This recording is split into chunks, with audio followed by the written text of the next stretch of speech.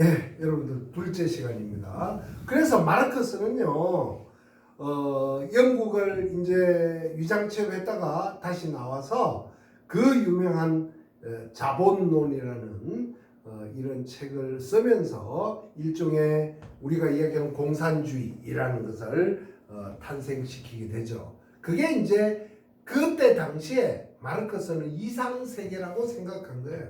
앞으로 이렇게 돼야 된다, 인간들은.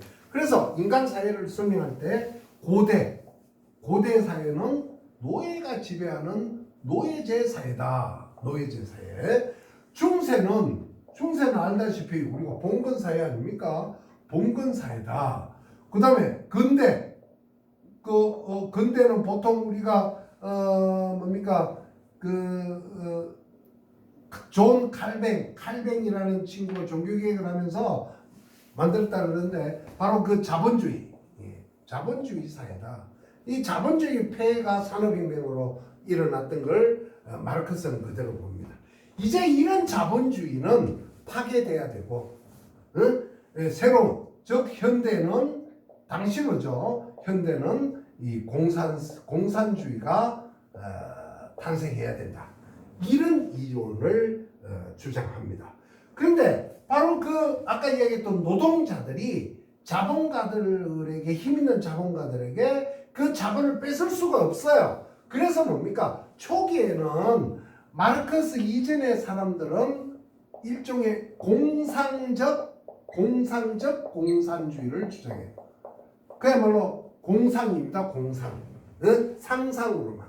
그래서 로버트 우엔이나 소시에나 이런 사람들은 집단 농장을 만들어서 거기서 공동생산, 공동분배해야 된다고 주장해요.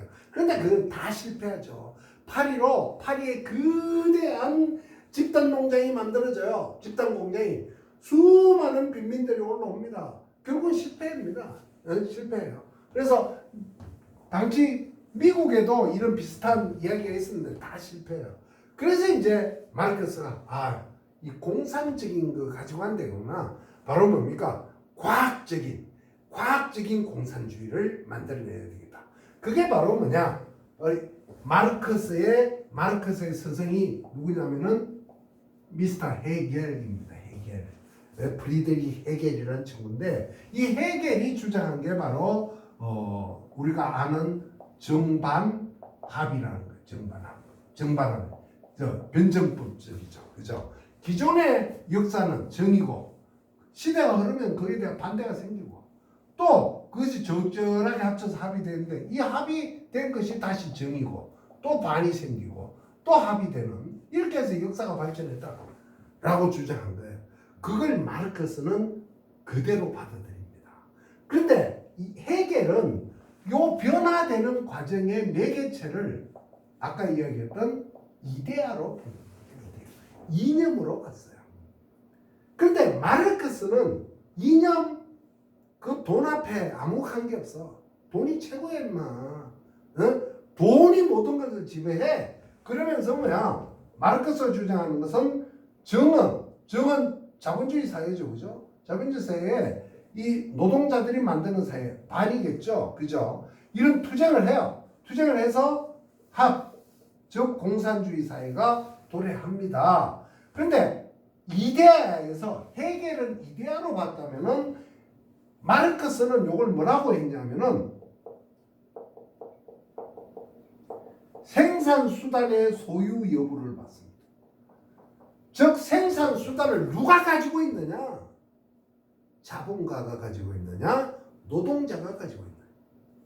요거에 중점을 뒀습니다. 그래서 노동자가 그 생산수단을 뺏어야 된다. 만약에 안 주려고 하잖아요? 그럼 어떻게 해? 공산주의 혁명, 프롤레타리아 혁명. 이게 이제 프롤레타리아 혁명이죠. 혁명을 해서 얘네들을 죽이고 뺏는 겁니다. 그래서 이거는 뭐야? 생산수단을 누가 소유하느냐? 그런 것들이 최초로 역사적으로 증명된 게 바로 1917년 러시아죠. 당시 러시아 레닌이 만든 볼셰비키 혁명이죠. 여러분들 이해 갑니까? 볼셰비키 혁명이라는 거. 그렇게 해서 이루어집니다. 공산주의 사회가. 자, 공산주의 사회가 만들어지고 나서 당시 우리나라 잠깐 언급을 해야 되는데 1919년 아이고 우리나라 1910년에 한일 병탄되지 않습니까? 병탄되고 1919년에서 1920년에 아이고 만세운동 했죠. 만세운동하고 이때 일본 애들은 1910년 동안 10년 동안 우리나라가 대동아 공영권으로 일본한테 완전히 넘어간 줄 알았어요. 일본 애들 아주 순진한 새끼들이야, 그죠? 그런데 넘어간 줄 알았는데 전 국민이 3.1 만세운동 놔주게라. 일본 애들 당시 100년 전에 프랑스에서는 데모할 때 뭐 들고 나왔느냐? 걔네들은 식칼, 도끼, 이 작두, 칼 이런 거 들고 나왔어요. 그런데 우리 간순이 누나나 이런 친구들은 뭐 들고 나왔어요? 그냥 깃발, 종이 A4 용지 하나 그려가지고 나 죽여라 이런 거. 일본 애들 깜짝 놀랐습니다. 네? 여러분들 어머니 아버지 보통 부부싸움 하죠, 그죠? 부부싸움 할 때 엄마가 이깁니까? 아빠가 이깁니까? 아빠가 이기는 경우는 아직 젊은 아빠야. 네? 나이가 40이 딱 넘어서 보세요. 엄마 아버지가 막 싸우잖아. 그러면 엄마가 위에 단추를 딱 풀어요. 그러면서 나 죽여라 하면은 아빠 못 이깁니다. 아빠 못 이깁니다. 네? 바로 그 관순이 누나가 그랬어요. 나 죽여라. 일본 애들이 깜짝 놀랐어요. 그래서 뭐야? 이 3.1운동 이후에 그 이전에는 총독들이 이 군인들이 왔습니다. 일본 군인들이. 이때는 젠틀맨이 와요. 그야말로 지적인 놈입니다. 사이토라는 그 하버드 대학 영문과 출신이 와요. 네. 와가지고 우리나라를 철저하게 관리하게 됩니다. 그래서 이때까지는 문화정치, 여러분들 국사책이 열심히 해왔지. 문화정치라 그러고 이때는 무단정치라 그러고 이때는 문화정치라 그러죠. 헌병경찰에서 여기는 보통경찰제로 바뀌잖아요. 그죠? 네. 그런데 그거는 겉으로 보이는 거고 철저하게 우리나라를 그야말로 이 감시체제로 들어갑니다. 이때 일본 애들이 우리나라를 우리나라 지도 그리는 거 3자를 쫙 해서 올려주세요. 이렇게 3자 우리나라 지도가 됩니다. 자, 일본 애들이 경성에서 딱 있으면 총독부에서 이때 세 가지를 해요. 일본 애들이. 첫째, 주제소, 파출소를 둡니다. 어떻게? 몇리 간격으로? 10리 간격으로. 10리 간격으로 주제소를 둬요. 파출소, 주제소, 파출소예요. 그래서 예를 들어서 논산에 내동에 와야리에 반장집에 누가 왔다 갔다 하는가 그걸 조사하게 하는 거야. 동네 마당사한테 이거 완장 지어주고 아니면은 이 짭새 모자, 그죠? 여러분 짭새 모자 씌워줘. 그 주제소. 그래서 지금은 동마다 그런 게 있지만은 그랬어요. 이런 감시체제입니다. 감시체제. 두 번째는 반란이 일어나고 이런 그 만세운동이 일어나면 바로 가서 진압을 해야 되잖아. 그래서 이때 애들이 만든 게 바로 뭐야? 신장로예요. 신장로. 여러분 신장로가 뭔지 모르지? 네? 일반 도로를 넓게 뚫어가지고 거기다가 자갈 깔은 거야. 이게 오늘날 우리는 포장인 거고, 신장로. 이 일본 애들이 만든 거야. 일본. 네? 왜? 그걸 빨리 가서 진압을 해야 되기 때문에. 세 번째가 바로 여러분들 명절 때 다 하는 국민 스포츠, 가족 스포츠. 뭐야? 고수들. 이 고스톱을 이때 시골마다 다 들어요. 여러분들 돈 잃고 기분 좋은 사람 어디 있겠습니까? 선생님 친구 중에 아주 웃기는 놈이 있어요. 자기는 일부러 돈을 잃는데 그리고 기분 좋아 이런 놈이 있어요. 걔는 뭐야? 미친놈이야. 미친놈. 돈 잃고 기분 좋은 사람 아무도 없습니다, 여러분들. 예? 그러니까 이걸 이제 시골에다가 퍼뜨려요. 시골에 퍼뜨리니까 뭐가? 돈 잃는 사람이 있죠, 그죠? 여러분들 고스톱판에 이래 가보면은 다 잃은 사람만 있지 딴 사람은 없어. 그게 이제 고스톱의 세계인데 이게 이제 어떻게 하극상이 일어나요. 서로 간에. 그냥 불신이 생기고 동네 간에. 그래서 뭐야? 실질적으로 1919년 이후에 훨씬 더 일본 애들이 간악하게 우리나라를 지배했지만은 다시는 이런 만세 운동이 일어나지 못하게 된 원인이 바로 이런 겁니다. 대단하죠. 자, 어쨌든 이때 민족주의자들이 쫓겨나요. 이제 만세 운동하고 뭐 이런 애들이. 그 중에 한 친구가 우리의 슈퍼맨 김구는 어디로 갔어요? 중국으로 갔고. 그죠? 이승만은 물론 그 전에 있었지만 이승만은 어디로? 미국으로 갔고.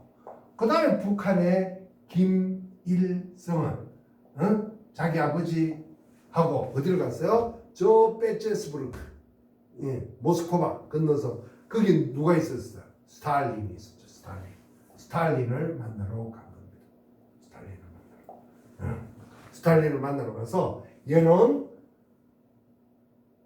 공산주의를 배운 거고 김구는 그야말로 민족의 개념을 배운 거고 이승만은 뭘 배웠어요? 자본주의를 배운 거. 여러분들 영화 실미도라는 영화 봤죠? 그거 이해하려면 이 개념을 이해하고 봐야 돼. 그거 안 보면은 보내주십시오. 그거만 아는 거야. 그거만. 응? 네. 뭐 어쨌든 그래서 스탈린에게 엉터리 공산주의를 배워가지고 레닌이 역사에는 일편 없지만 레닌이 살아있었으면 달라졌겠죠. 그래서 스탈린은 독재자였습니다. 독재자. 네. 뭐 그렇게 됐어요. 자, 이런 배경이 있었고 그런데 여러분들 그 파워포인트 보면은 수정 자본주의 또 수정 공산주의 뭐 이런 말이 나와요. 자본주의 이런 뭐냐? 자, 자본주의의 본거장 미국에서 1929년 그죠? 뭘 맞았어요? 대공황. 미국이 폭삭망했습니다. 그러니까 어떻게? 와 이거 어떻게 해야지? 그러니까 이제 FDR이랑 프랭클린 루즈벨트가 나와가지고 뉴딜이라고 했죠. 뉴딜. 응? 이거는 고스톱판에 나오는 거야. 딜 카드판에 새로운 판 딜이라는 거래 판이라는 거야. 새로운 거래. 미국은 자유방임주의였어. 자유방임. 독립 이후에 자유방임이었다가 이제는 뭘로 바꾼다? 뉴딜 국가 간섭으로 바꾼다. 응? 국가 간섭. 이게 뭐예요? 마치 공산주의 체제하고 비슷한 거죠. 그래서 수정 자본주의를 수정인 거야. 자, 공산주의는 언제 나왔느냐? 소련이 2차 세계대전 이후에 전까지만 하더라도 2차 세계대전 전까지만 하더라도 미국과 소련은 가까이 지냈습니다. 물론 중국은 뭐 아직 공산주의가 안 됐으니까 그런 상태 속에서 소련이 2차 세계대전 이후에 스탈린이 바로 그 원자탄을 미국도 모르게 원자탄을 싹 개발해요. 그리고 수소폭탄을 먼저 개발합니다. 그러고 나서 중국도 공산화가 되죠. 모택동에 의해서 공산화가 되는데 그 중국이 소련하고 이렇게 대결을 하게 됩니다. 대결을 하면서 중국 체제가 조금씩 이제 우클릭이라 그럴까요? 자본화를 배워가는 거죠. 그게 이제 수정공산주의가 만들어지고 오늘날은 중국이 뭐 공산주의 하지만은 우리가 공산주의 못 가는 거 아니지 않습니까? 선생님이 학교 다닐 때는 공산주의에 말만 해더라도 잡혀갔어요. 응? 근데 이제 그런 상태다. 그게 이제 수정 자본주의 체제가 들어간 거 뭐 이런 것들입니다. 그래서 오늘날은 어떤 지배 이념이 이런 거예요. 자본주의. 이제 여러분들 자본주의라는 말을 알겠죠? 자본주의. 그 다음에 이제 공산주의. 그죠? 공산주의라는 말이 또 있고. 세 번째. 선생님, 사회주의와 공산주의는 뭐예요? 이런 질문도 많아. 사회주의라는. 이건 뭐 거의 비슷해요. 비슷한 이야기입니다만, 공산주의라는 것은 경제적인 개념이다. 응? 사회주의는 사회, 경제, 정치 이런 개념이 다 같이 포함되어 있다. 네, 이런 겁니다. 자, 여기에 이제 삼인당, 유럽에는 민주주의에 3인당이 많아요. 3인당. 이게 바로 뭐냐면은 사회민주주의라는 말이 있어요. 사회민주주의. 유럽의 선진국들, 핀란드, 프랑스, 뭐 덴마크, 노르웨이 다 사회민주주의. 응? 이 속에는 뭐가 들어있느냐? 아까 이야기는 공화라는 개념이 들어있습니다. 사회주의라고 해서 무조건 어떤 그 권력을 가진 사람이 권력을 잡는 게 아니에요. 공화라는 개념이 있고, 이 공화 속에 국민 합의라는 게 있습니다. 그래서 유럽에는 대부분이, 여러분들 유럽에는 유학 가보세요. 여러분 유학 가려면 프랑스나 독일이나 일로 가. 덴마크, 노르웨이 이런 쪽으로 가면은 학비 공짜야, 학비 공짜. 생활비 어떻게 받냐고?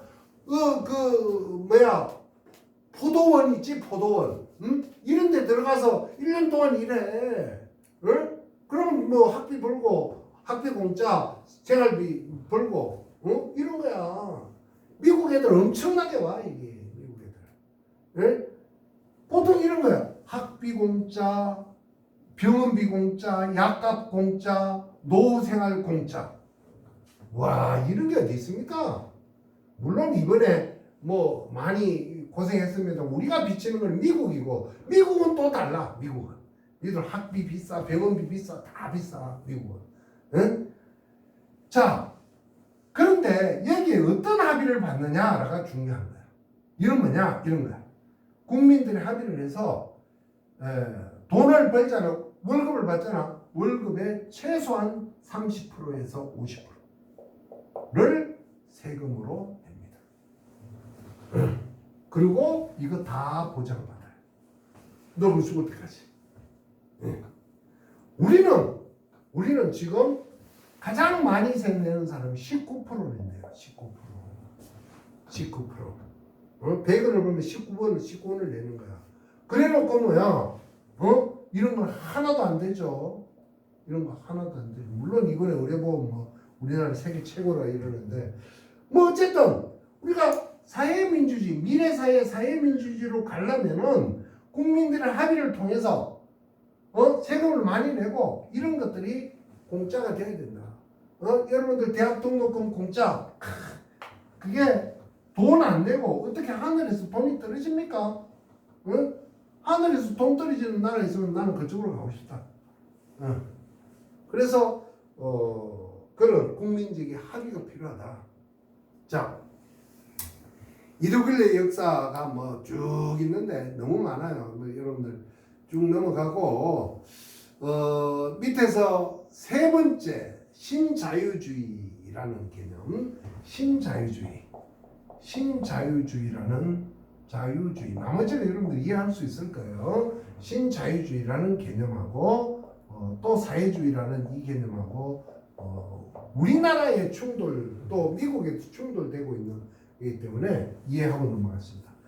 여러분들 신자유주의라는 것은 자유주의가 있었겠죠. 그죠? 이 자유주의는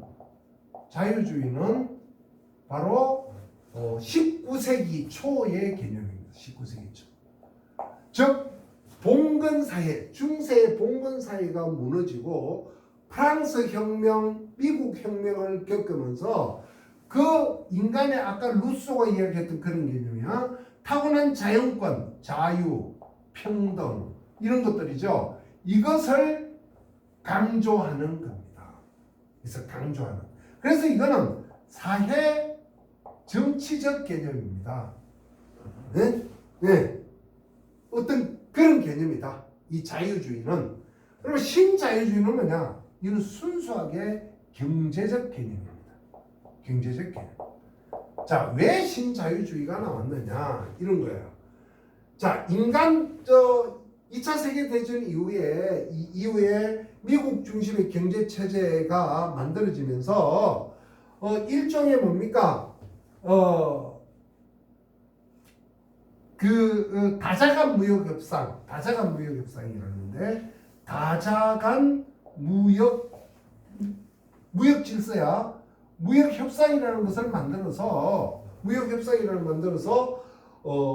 관세 우위. 예를 들어서 우리나라는 쌀이죠, 쌀. 그죠? 쌀 우위 있는 거는 관세 정백을 딱 쳤어. 이거에 대해서는 묻지 마. 외국에서 우리나라 쌀 못 들어와. 했던 거예요. 네. 이것이 이제 통용됐던 거예요. 통용됐는데 이런 다자간 무역 협상이 소위 말해서 인터넷이라는 거, 또 컴퓨터라는 거, 이런 것들이 만들어지면서 이것이 필요가 없게 되는 그런 시대가 1970년대부터 서서히 나타나기 시작합니다. 그래서 이런 것들이 그거 뭐 없으면 그냥 국제협회로 사오지 뭐 이런 거에 쉽게 얘기해서 세금 안 내고 그냥 장벽이 무너지는 거야. 자, 종래에 이런 거야. 냉전 체제죠. 콜드워. 미국을 중심으로 하는 자본주의, 소련을 중심으로 하는 공산주의, 이렇게 돼 있어요. 해구산으로 딱 싸워서 이렇게 돼 있는데 종래는 이걸 넘지를 못했습니다. 다자간 무역협상에서 더더욱 그랬고, 이제는 이 장벽이 무너져 버리는 거야. 서서히. 그런 현상이 일어나요. 그런 현상이 일어나면서 어떤, 예를 들어서 자동차 회사 A라는 자동차 회사, B라는 자동차 회사, C라는 자동차 회사가 있으면은 1980년 이전까지만 하더라도 이것이 서로 경쟁하는 거야. 서로 경쟁해서 거의 다 살아남았어. 이제는 이 중에 한 개만, A라는 회사만 살아라. 자동차 회사뿐만 아니라 은행도 마찬가지고 1등만 살아남는다. 그래서 이때 유행하는 말이 바로 세계화라는 말이죠. 세계화. 그죠? 세계화. 세계에서 1등 하는 거. 우리 당시에 김영삼 대통령은 세계화라는 말이 무슨 소리인지 몰라서 아주 각 대학에 강제적으로 세계화 강의도 해라. 선생님 그때 초창기였는데 그래서 세계화 강의도 하고 그래서 내가 세계화를 어떻게 알아? 자, 어쨌든 그런 식입니다. 그래서 신자유주의 경제적으로 이 장벽을 무너뜨리는 것이 발생합니다. 요 말을 누가 썼느냐? 당시 미국의 경제보좌관 레이건 대통령 때 경제보좌관이었던 밀턴 프리드만이라는 사람이 있어요. 밀턴 프리드만이라는 사람이 뉴 리버럴리즘이라는 말을 씁니다. 쓰면서 세계 경제 체제는 이제 자유로 간다. 다자간 무역협상에 장벽이 있어요. 관세라는 자유인데 요걸 규제하는 것이 처음에 뭐다? WTO다. 세계 무역기구로 바뀝니다. 그리고 요거만 있으면 이건 기구고 그걸 집행부서 바로 뭐예요? FTA. 네? 여러분 많이 들어보죠? FTA다. Free Trade Association입니다. 자, 요거만 가지고 하는데 농업에 대해서는 DDA라고 그래요. DDA. 이건 뭐냐? 카타르 있죠? 거기에서 열렸어. 2022년 그 월드컵이 열렸는데 카타르 도하 수도 디벨로프먼트 어소시에이션.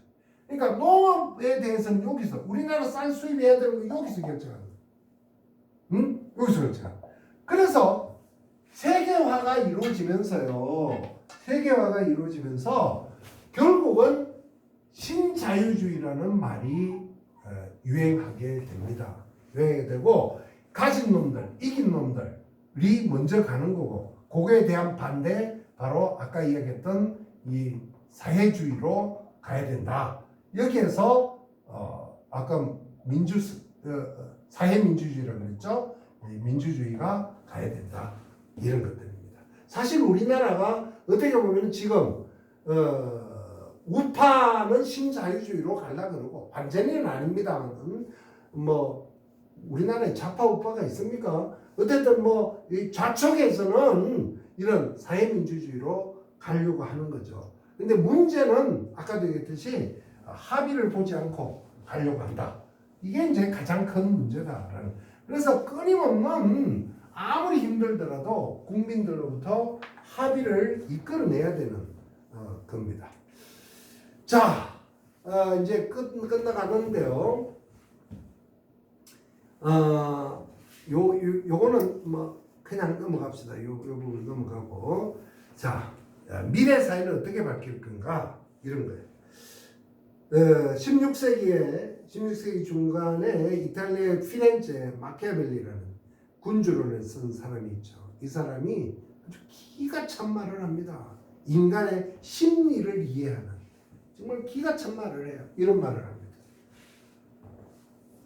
모든 사람은 모든이에요.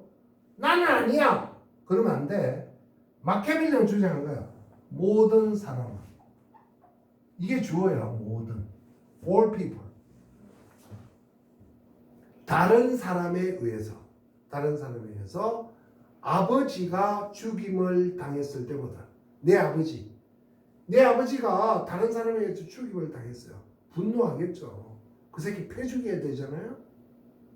보다 내 돈인데 내 돈인데 다른 사람이 내 돈을 가져간 것, 그것을 더 분노한대요. 여러분들 어떠세요? 그럴 것 같아요? 응. 선생님은 그럴 것 같아요. 응. 이야, 대단합니다. 요즘 선생님 친구들을 보면 아버지 어머니 세상 버리는데 막 형님 동생하고 싸워서 뭐 은수가 되는 경우 많이 봅니다. 예, 이게 참 그런 것 같아요. 자, 여러분들 그 시간이 많이 흘러서 마지막 개념 두 가지만 이야기합시다. 대륙 문명권과 해양 문명권인데, 우리나라는 그야말로 이 대륙, 그죠? 중국 뭐 한 5,000년 그죠? 그다음에 해양 뭐 일본이 있고 이 중간 멀리 미국이 있잖아요. 미국. 대륙 문명과 해양 문명권이 충돌하고 있어요. 지금 충돌하고 있는데 과연 우리나라는 어떻게 가야 되느냐? 이 약소국입니다. 우리나라가 약소국인데 어떻게 가야 되느냐? 어떻게 생존해야 되느냐? 그죠? 이게 뭡니까? 약소국의 생존 조건입니다. 여러분 어떻게 해야 돼요? 우리가 중국하고 가까이 지냅니까? 미국하고 가까이 지내야 됩니까? 응? 중요한 문제입니다, 여러분들. 자, 약소국은 생존의 조건은 역사적으로 선생님이 세계사를 공부했는데 약소국의 생존의 조건은 딱 한 가지입니다. 뭐라고요? 동맹입니다. 동맹. 그럼 우리가 누구랑 동맹을 맺어야 돼요? 중국? 미국? 여러분들 선생님이 뭐라고 대답할까? 중국하고 동맹을 맺어야 될까? 미국하고 동맹을 맺어야 될까? 아니면 양쪽 다는 없지. 시진핑이가 잡아먹으려고 그러고 트럼프가 잡아먹으려고. 지금도 그런 현상 보이잖아요. 응? 그러면 이 약소국인 우리나라는 어떻게 해야 될까? 자, 여러분들 내가 딱 두 가지만 이야기하고 마칠게요. 약소국의 동맹은 첫째는 이거는 외교입니다. 외교적 우선입니다. 외교라는 것은요 정해진 게 아니에요. 외교라는 것은 법이 없습니다. 그렇게 하겠습니다. 중국에 가서도 그렇게 하지요. 미국에 가서도 그렇게 하지요. 응? 그리고 씩 웃어버리는 거예요. 씩 웃어버리는. 응? 옛날에 우리 대통령 중에 김영삼 대통령이 있었는데 일본하고 뭐 해리 문제 때문에 뭐 회담을 했어요.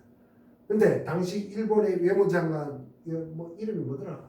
하여튼 그 김영삼 대통령이 그 외무장관하고 나하고 호용호제하기 때문에 그 문제를 쉽게 푼다. 얘는 똥이라 그러세요. 말도 안 되는 소리. 외교에는 호용호제, 의리 이런 게 없습니다. 여러분 뭐 배우가 의리 이러는데 그런 거 없어요. 외교적 웃음이라는 것은 국가 간에 필요한 겁니다. 예? 이걸 좀 더 유식한 말로 하면은 중립이죠. 덩거리 외교를 하는 거죠. 덩거리. 우리 강해군이 명나라하고 일본하고 잘했다 그러잖아요. 네. 여기 가서는 시진핑 형 오라, 트럼프 형 오라 그래야 돼. 자, 두 번째는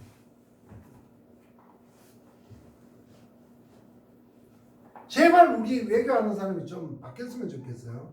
두 번째는 우리가 약소국인 우리나라가 동맹을 해야 되는데 어떻게 해야 되느냐. 자, 역사는요, 과거의 역사는 현재를 절대로 속이지 않습니다. 그리고 미래를 비춰줍니다. 과거 5,000년간 우리는 중국하고 가까이 지냈음에도 불구하고 결과는 식민지로 전락했어요. 이거 거부할 사람 있습니까? 여러분들. 자, 선생님이 미국사를 전공하고 미국을 좋아하는 게 아닙니다. 절대로. 그러나 미국은요, 이 세상에 가장 간악한 경제적 동물이야. 선생님은 그렇게 봐. 미국이 중국을 저렇게라도 애타게 하고 일본을 그렇게 잘 봐주는 이유는 중국 시장을 개척하기 위함입니다. 다른 게 하나도 없어요. 우리나라 북한 공산당 그거 지키기 위한 거 얘가 똥이라 그랬어요. 그거는 변명이고 진짜는 뭐야? 중국 시장 개척하는 거야. 중국 시장. 그만큼 미국은 타락한 경제력 돈을 좋아해요. 돈을. 응? 그런데 보세요. 1945년 해방되고 나서 이제 한 6, 70년 지났잖아요. 우리나라 세계 몇위? 10위래요. 11위. 그리고 식민지 됐습니까? 아니잖아요. 여러분 우리가 어떻게 중국하고 가까이 지낼 수가 있습니까? 말도 안 되는 소리 하지 마세요. 친중파? 나라를 망쳐먹는 겁니다. 뭐 그렇다고 내가 친미파 되라는 거 아니에요. 여러분. 친미파 되는 게 아니고 역사가 증명해 준다. 5,000년의 동맹은 식민지로 전락했다. 60년, 70년의 동맹은 세계 경제 10위이다. 저는 미국 사를 전공하고 미국 사람들하고 이렇게 이야기하다 보면은 미국 애들 별로 안 좋아요. 왜? 너무 비판적이니까. 비판적인데, 근데 그 미국 애들은 자기들의 돈을 버는 거지만은 항상 다른 사람에게도 뭘 줘요? 이 기회를 줍니다. 우리나라는 그걸 잘 활용해야 돼요. 그게 우리가 미래에 살아가는 그다라는 생각이 듭니다. 여러분들 미래 지배 이념을 이야기했는데 까먹지 말아야 될 거는 바로 그 사회민주주의, 그죠? 그거는 공화주의하고 일맥상통한다라는 거 이해하십시오. 공화주의라는 것은 어떤 법으로 강제적으로 교칙으로 학칙으로 헌법으로 지키는 게 아닙니다. 강제적으로. 그런 거 말 안 해도 자연적으로 지켜주는 것. 그게 이상사회고 인류가 발전시켜 나가야 될 미래 지배 이념이 아니겠느냐 이런 생각이 듭니다. 여러분들 10주차 다소 딱딱한 강의인데 감사합니다.